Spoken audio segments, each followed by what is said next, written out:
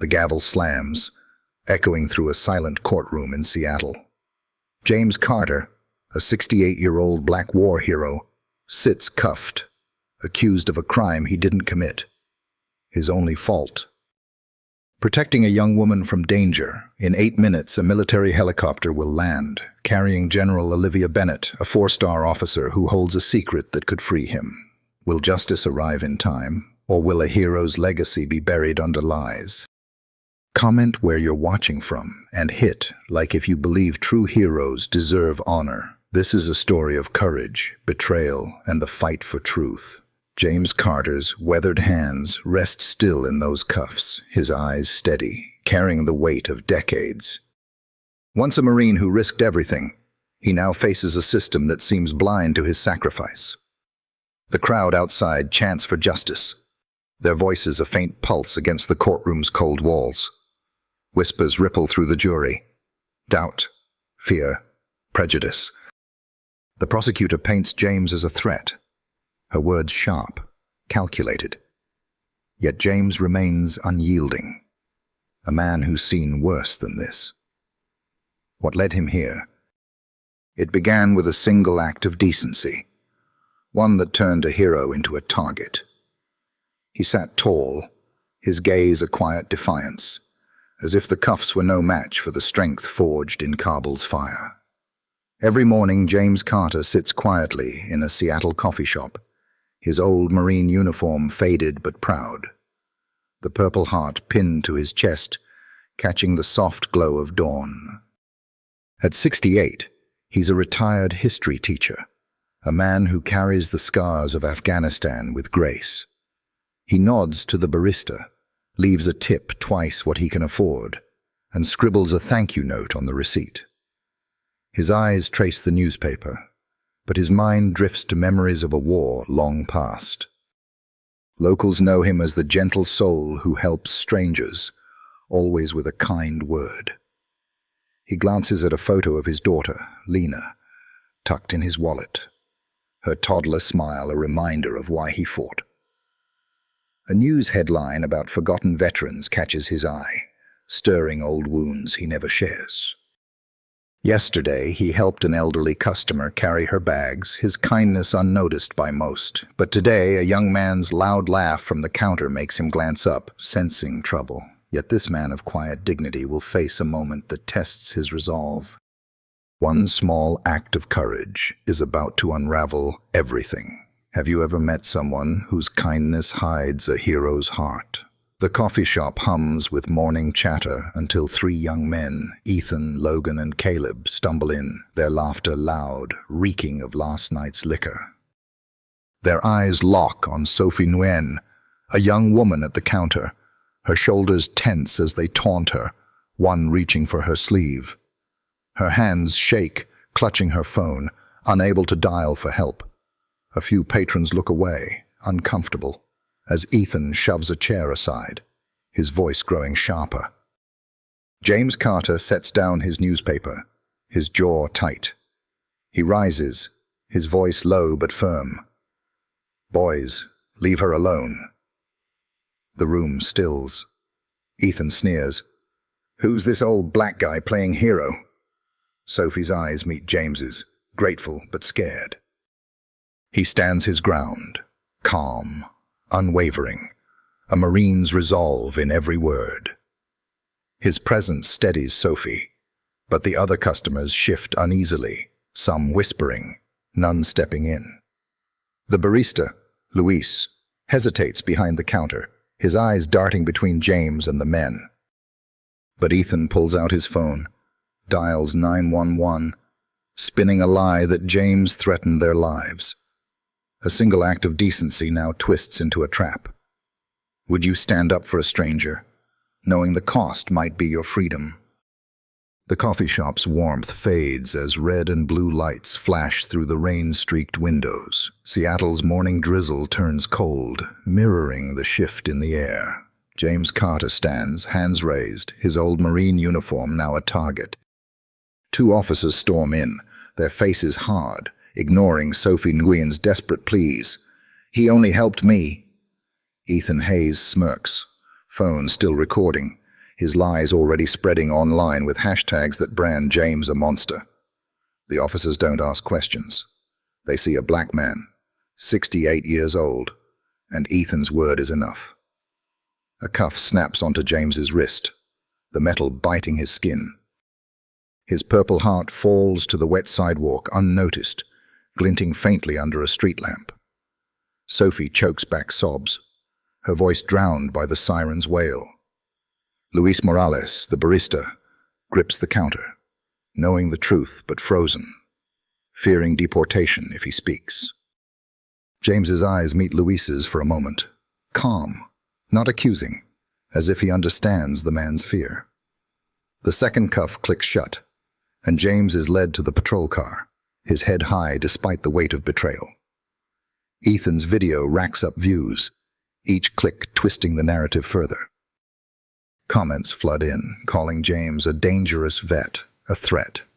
The internet doesn't know the man who taught history to Seattle's youth, who tipped generously despite his modest pension, who carried Afghanistan's scars in silence. It doesn't see the hero who, in 2002, drove a truck rigged with explosives into a Kabul river, saving hundreds of American lives. The officers shove James into the back seat, the door slamming with a finality that echoes.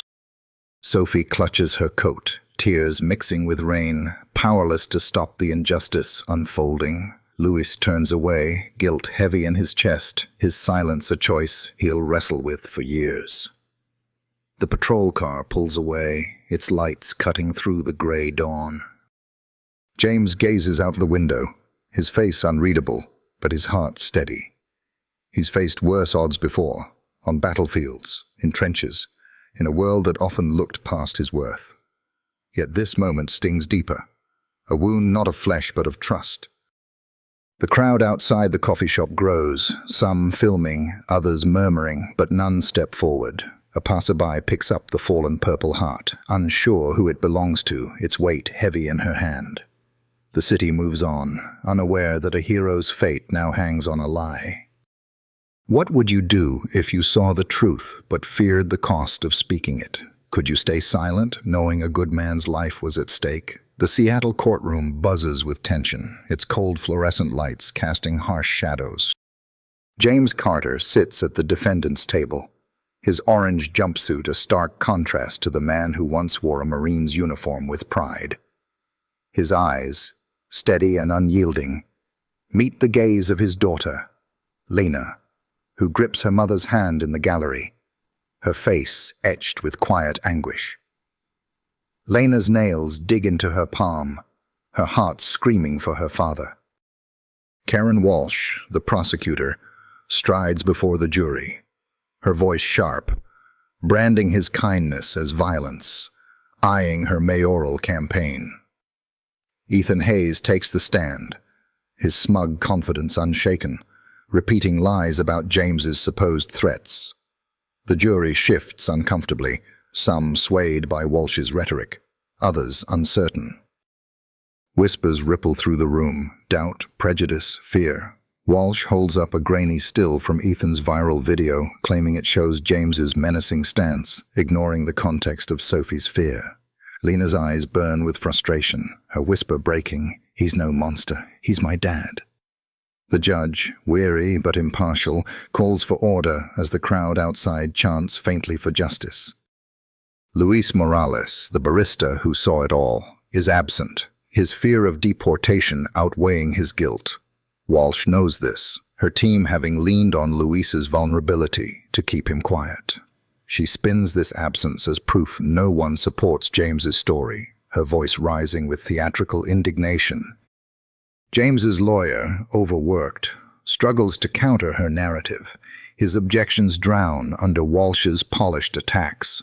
The jury's eyes dart to James, searching for the monster Walsh describes, but they find only a man sitting tall, his hands folded, his quiet strength no lie could shake. He's faced worse. Kabul's chaos, the river's icy pull as he saved his unit. Yet this battlefield, built on lies and ambition, tests him differently. Lena whispers to her mother, "He doesn't deserve this," her voice breaking. The prosecutor's words linger, heavy, as she demands a conviction for terroristic threats. The charge feels absurd to those who know James, the teacher who stayed late to tutor struggling students, the neighbor who shoveled snow for the elderly. But the jury doesn't know him, and Walsh's story is slick, convincing. The courtroom clock ticks, each second a step closer to an unjust verdict. James's gaze drifts to the window, where rain streaks the glass, mirroring the weight on his heart. He thinks of Sophie, of Luis, of the countless others he's helped without seeking praise. He recalls a student's thank you note, kept in his desk, a small light in this darkness. What drives a man to stand for others, even when the world turns against him? Would you hold fast to your principles if the cost was everything you had? In the dim glow of a Washington state prison cell, James Carter sits on a thin cot, his silhouette framed by the faint blue light seeping through iron bars. At 68, his body bears the aches of old wounds, but his spirit remains a fortress. He writes a letter to his daughter, Lena, each word steady, urging her to stay strong, to keep faith. He traces Lena's childhood drawing, tucked in his Bible, a tether to home. His pen pauses as he hears a young inmate's voice, faltering over a book in the next cell. James leans close to the bars, his voice calm, guiding the man through the words. The prison is a world of clanging doors and bitter cold. Yet James brings warmth, sharing tales of courage with those who listen. Letters from fellow veterans pile up on his bunk, their words calling him a hero. One, from a Marine who served in Afghanistan, thanks him for that day in 2002, when James drove a truck of explosives into a Kabul river, saving their unit. James reads these quietly, his eyes softening, but he never boasts. A young inmate sketches James's face, capturing the resolve in his gaze, and pins it to the cell wall, a silent tribute. The guards notice his influence, some respecting him, others wary of a man who commands loyalty without force. James prays at night, his whispers blending with the jail's restless hum, asking not for freedom, but for strength. His cough worsens, but he hides it, unwilling to worry Lena. He shares history, lessons of standing tall when the world pushes you down. They listen, hungry for hope in a place that strips it away. The sketch of James grows worn, but its presence lifts the men. Outside these walls, the fight for his name continues, though James knows little of it. He thinks of Sophie, of Luis, wondering if they're safe, if they carry guilt he'd never wish on them. His heart aches for the coffee shop's simple mornings, for the kids he taught, for Lena's smile. Yet he remains resolute, a Marine still, facing this trial, as he did Kabul's chaos. As he folds Lena's letter, a memory from Kabul surges. A day that defined him. What keeps a man whole when everything is taken? Could you find purpose in a place designed to crush it? The air grows thick with dust as memory pulls us to Kabul, 2002, where a young James Carter crouches in the chaos of war. Afghanistan's rugged hills loom under a scorching sun, the horizon trembling with the rumble of conflict. James, a Marine, moves with quiet precision, his unit pinned down by enemy fire near a dusty road. A truck, rigged with explosives, sits abandoned, its deadly payload ticking toward disaster. The enemy's plan is clear. Detonate it. Wipe out the American platoon and their allies. James's commanding officer, then Captain Olivia Bennett, radios a desperate order to retreat. But James sees the truth. Retreat means death for dozens. His eyes lock on the truck, heart pounding. Yet his voice stays steady. I've got this. He sprints through gunfire, bullets kicking up dirt at his heels, and slides into the driver's seat. The engine roars, and James steers toward a nearby river, its waters glinting like a faint hope. His hands grip the wheel, knuckles white, as he thinks of his daughter, Lena, barely a toddler then. The truck lurches, heavy with its lethal cargo, but James doesn't falter. He reaches the riverbank, leaps out, and the vehicle plunges into the current, sinking with a muffled boom that saves his unit. Cheers erupt from the soldiers, but James, soaked and bruised, waves off praise, his focus already on the next mission. Captain Bennett clasps his shoulder, her eyes saying what words can't. Yet the military's records later bury his deed. A proposed Medal of Honor dismissed with vague, administrative reasons. A senior officer claimed credit, erasing James's name from the report. Some whispered it was his skin color. Others said it was politics. James never spoke of it, carrying the slight like another scar from war. Back in the Seattle courtroom, the echo of that river fades, but its truth lingers, a secret locked away for decades. Those who served with him never forgot, their letters now piling in his prison cell, calling him the hero. Official records ignored. The jury doesn't know this story, nor does the prosecutor, Karen Walsh, who brands him a threat. But someone does. General Olivia Bennett, now a 4-star officer, who carries that day in Kabul like a debt. James's sacrifice shaped her career, saved her life, and now drives her to act. The courtroom clock ticks, unaware of the truth about to surface. Bennett's resolve, born in that Kabul dust, now fuels her mission to right this wrong. What does it mean to be a hero when your country forgets you? How do you carry on when your greatest act is erased? The Seattle courtroom holds its breath as a distant roar cuts through the tension. Outside, a military helicopter's blades whip the air, dust swirling under gray skies. General Olivia Bennett, 70 years old, steps from the chopper, her 4-star uniform crisp, her stride unwavering. She clutches a leather case, its contents heavy with truth. Inside, the judge pauses, sensing a shift. James Carter lifts his eyes, unaware of what's coming, his face etched with quiet resolve.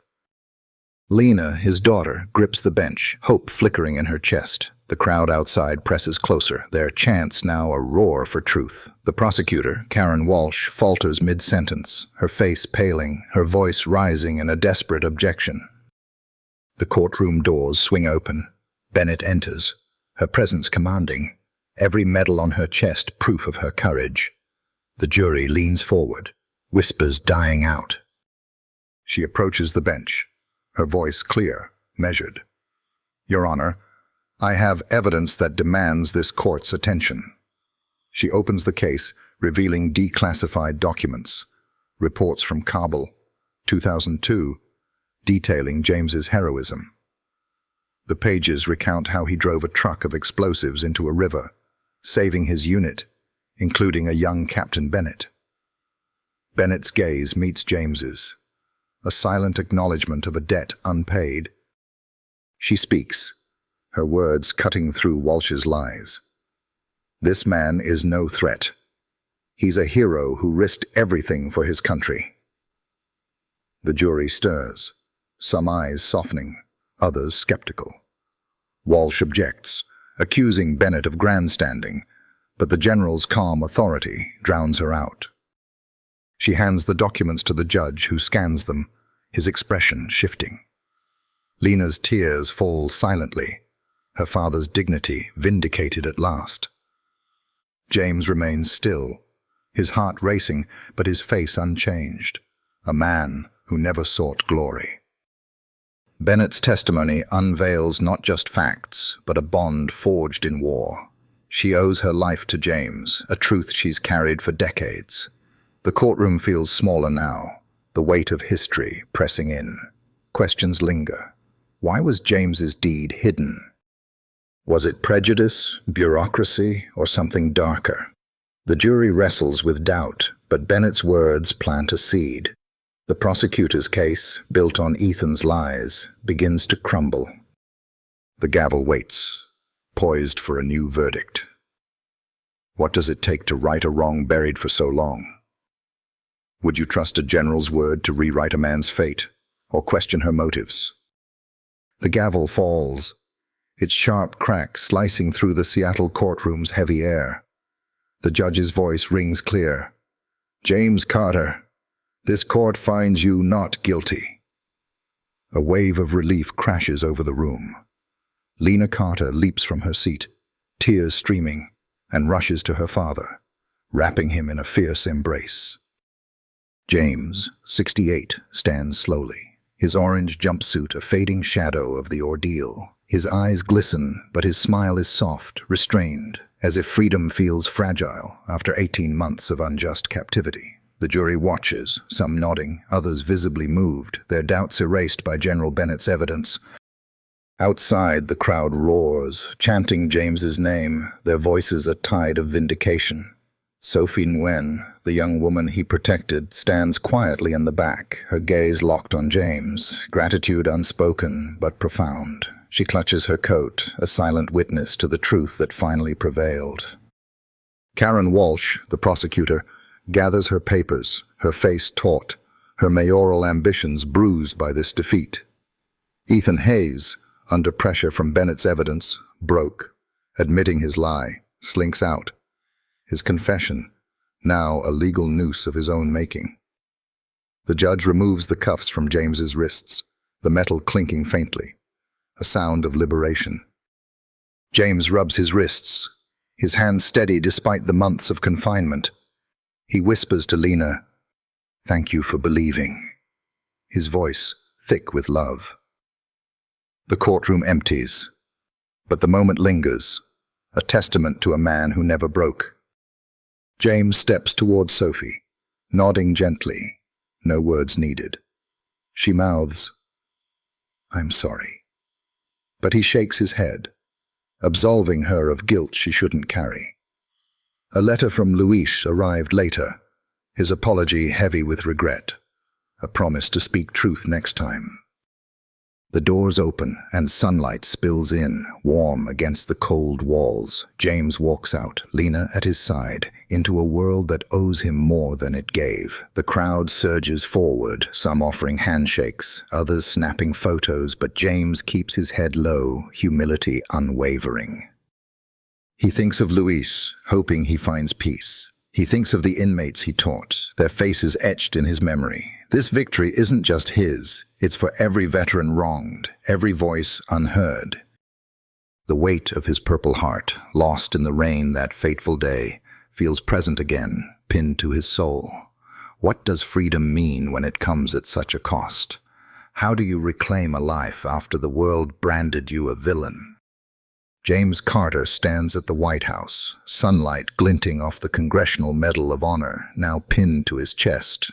At 68, his face carries the quiet strength of a man who never sought this moment. The crowd applauds, their cheers a wave of respect, but James's eyes remain humble, fixed on his daughter Lena, beaming with pride. He steps to the podium, his voice steady. "Justice isn't just for me, it's for all who've been silenced." His words echo, a call to action. Back in Seattle, he sits in that familiar coffee shop, teaching local kids about history, his laughter warm, his spirit resolute. James founded the Carter Fund, aiding veterans wronged by the system, freeing a veteran in Ohio, jailed for a decade, giving him a new start. Sophie joined his classes, inspired to advocate for others. He thinks of Sophie, Luis, the inmates he lifted, each a thread in his story. He met Luis again, offering forgiveness, a lesson in second chances. His life proves courage isn't just on battlefields, it's in small acts, in standing for others. Like James saying no to a bully for Sophie, courage is choosing right over easy. We all carry that power. What will you do with yours? Comment 1. If truth prevails. 2. For a broken system. 3. If everyone must act. Share this story. Let it inspire.